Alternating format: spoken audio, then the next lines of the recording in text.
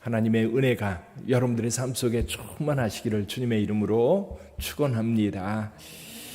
어제 시와는 전혀 딴판입니다. 어제 시에는 우리가 연기같이 소멸하며 내 뼈가 숯같이 탔도다 그러면서 노래했었지요. 나는 광야의 올빼미 같고 또 황폐한 곳에 부엉이같이 되었다.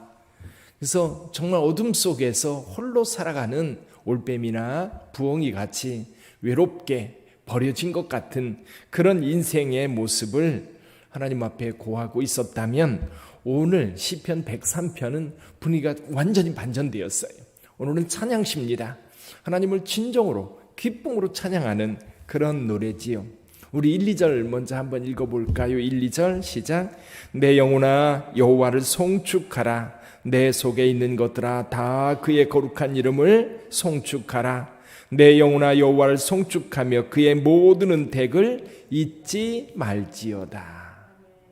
여기 내 영혼을 향해서 하나님을 송축하라고 노래하고 있는데, 끝에 가면요 20절, 21절, 22절에 가면 천군 천사들, 그러니까 하나님 주변에 있는 천사들에게 하나님을 송축하라고 권면하고 있는 노래로 끝이 납니다.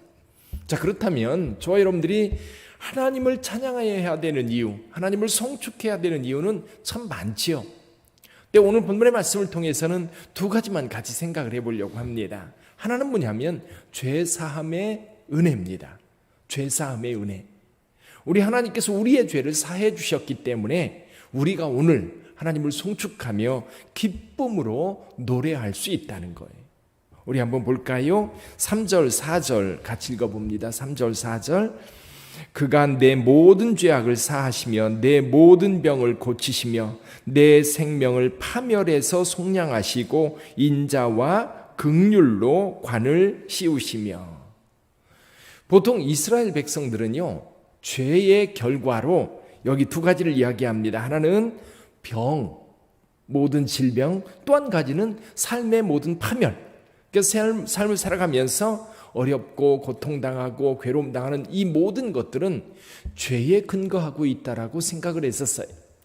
그러니까 죄의 문제가 해결되면 이 질병의 문제도 또 인생의 파멸의 문제도 다 해결될 거라고 그렇게 생각을 했었습니다. 그래서 우리 하나님께서 우리의 죄를 용서해 주심으로 우리의 인생이 가치 있는 인생이 되었고, 영원한 하나님을 바라보며 하나님과 함께하는 인생이 될 수 있었습니다. 이 죄를 우리 주님께서 어떻게 해주셨습니까? 우리 여기 12절 한번 읽어보죠. 12절 시작. 동이 서에서 먼 것 같이 우리의 죄과를 우리에게서 멀리 옮기셨으며.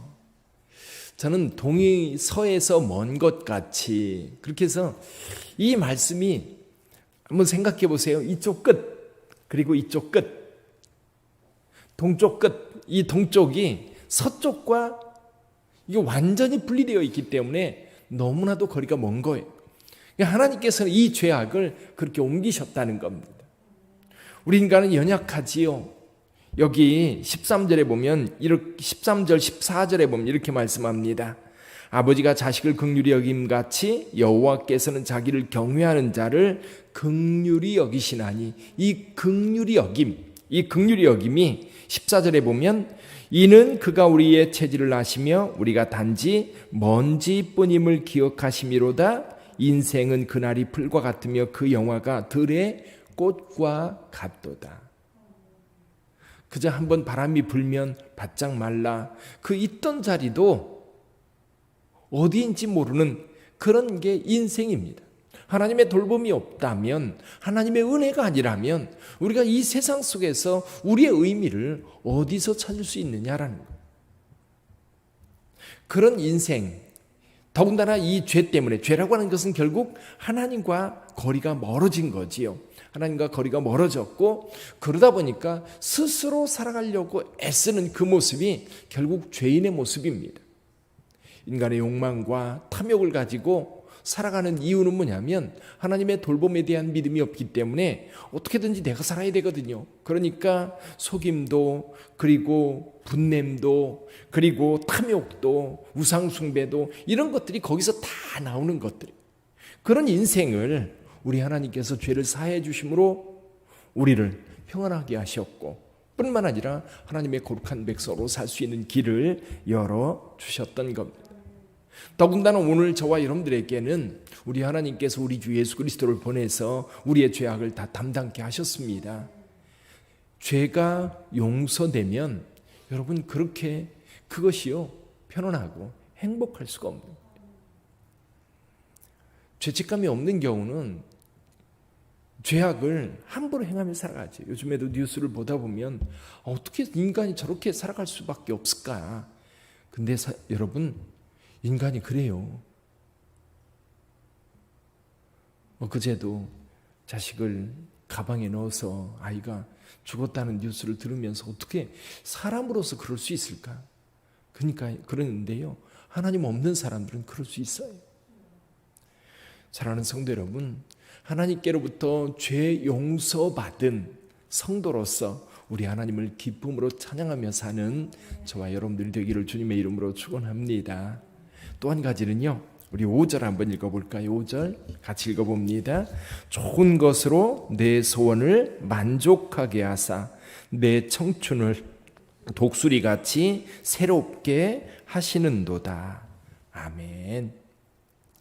오늘도 우리 하나님께서 여러분들에게 제일 좋은 것을 허락해 주실 줄 믿습니다. 우리 광고를 보면 가끔 그런 광고가 있어요.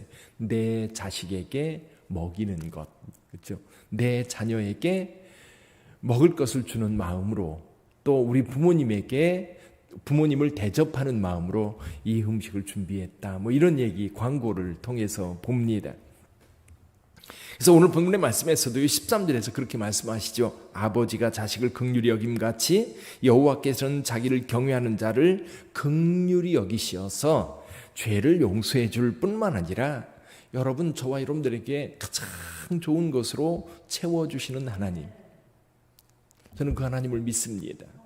그 하나님께서 오늘 또 여러분들에게 필요한 것을, 그리고 여러분들에게 꼭 필요한 것을 주시되 제일 좋은 것으로 주실 줄 믿습니다. 물론 나름대로 우리는 이런 불평을 할 수 있을지 모르겠어요. 하나님, 저 사람한테는 저렇게 돈을 많이 주고, 너무 걱정하지 마세요. 그 사람이 돈이 많은 거는 또 하나님의 이유가 있을 거예요. 그러나 내게 필요한 것을 하나님은 가장 많이 내게 주시는 거예요. 어떤 분은 몸이 약하기도 하고 어떤 분은 능력이 부족하기도 하지만 우리 하나님은 내 인생에 있어서 내게 필요한 가장 좋은 것으로 채워주신 줄 믿습니다. 그 감사함이 있으면요 행복해요. 오늘 주님은 여기 내 청춘을 독수리같이 새롭게 한다. 이 독수리가요 나이가 들면 이 두 종류의 독수리가 있다고 그래요. 한 종류는 이제 부리가요. 이 부리가 있고 털이 있는데 깃털을 다 뽑아낸다고 그래요. 그리고 이 부리도 바위에다가 계속 쪼아가지고 이 부리를 뽑아낸대요. 그러면 새 부리가 난답니다. 그리고 이 털도 이제 오래된 털들을 다 뽑아내면 거기 새로운 깃털이 나서 완전히 새로운 독수리가 된대요. 만약 그렇게 하지 않으면 그냥 죽는 거예요.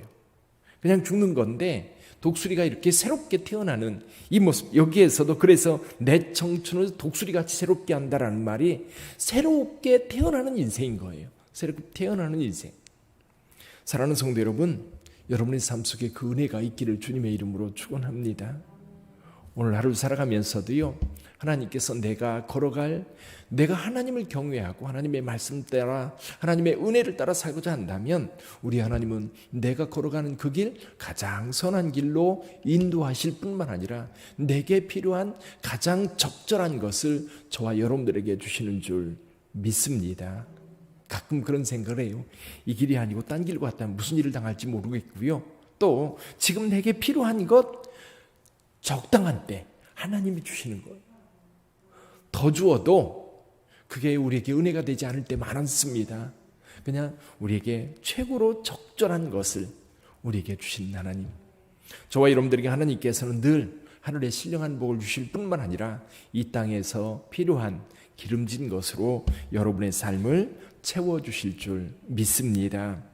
우리 하나님은요 긍휼이 많으시고 은혜로우시며 노하기를 더디하시고 인자하심이 풍부한 하나님이시기 때문에 하나님의 은혜 안에 있으면 그래요. 그래서 여러분 어제 읽었던 102편의 시편이 왜 이렇게 읽으면서도 뭔가 슬프고 외롭고 그런 느낌이었잖아요. 그 느낌은요 하나님 없는 사람, 하나님 없이 살아가는 사람들, 하나님 앞에 버림받은 것 같은 그런 느낌의 사람들. 그러나 하나님의 은혜를 아는 사람들은 오늘 시편 103편처럼 늘 하나님을 기쁨으로 찬양하며 살게 되는 줄 믿습니다. 그러므로 오늘도 여러분 때로 좀 어려운 일이 있을지라도 하나님을 믿는 믿음 안에서 넉넉히 극복하시고요. 여러분의 마음에 큰 기쁨과 감사가 있는 그런 하루가 되기를 주님의 이름으로 축원합니다. 기도하겠습니다.